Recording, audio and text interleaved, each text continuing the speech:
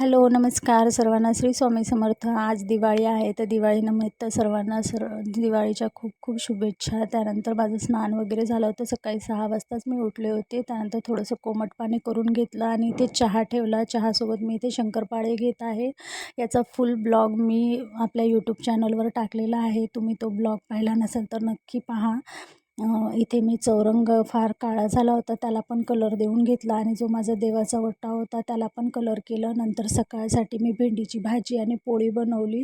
त्यानंतर छान अशी देवपूजा करून घेतली आणि मार्केटला जाऊन मला थोडंसं पूजेचं साहित्य पण खरेदी करायचं होतं, तर त्यासाठी मग मी मार्केटला आले. काही दिवे, बोळके आणि देवीचा प्रसाद घेतला. त्यानंतर देवीची छानशी मूर्ती, फुलं आणि आंब्याची पानं, जे पण देवीला साहित्य लागतं ते सर्व साहित्य आणि फ्रूट्स वगैरे घेतले. त्यानंतर मी परत घरी आले. घरी आल्याच्या नंतर मी पुरणाची डाळ शिजवून गेले होते. तर मग मी पुरण शिजवून घेतलं आणि पुरण शिजवून घेतल्याच्यानंतर कटाची आमटी आणि भात पण करून घेतला.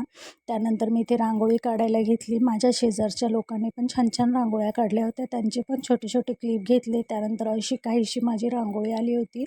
घराला मी असं समोरच्या दरवाजाला असं सजवून घेतलं होतं. त्यानंतर मुलीनं माझ्या फुलाची रांगोळी बनवली होती आणि त्यानंतर मी देवपूजा मांडून घेतली, दिवे लावून घेतले. माझ्या मुलीला मी याप्रमाणे तयार केलं होतं आणि नंतर मी पण माझं आवरायला घेतलं. इथे पुरणपोळ्या बनवून तयार झाल्या होत्या आणि असा काहीसा माझा दिवाळीचा लूक होता.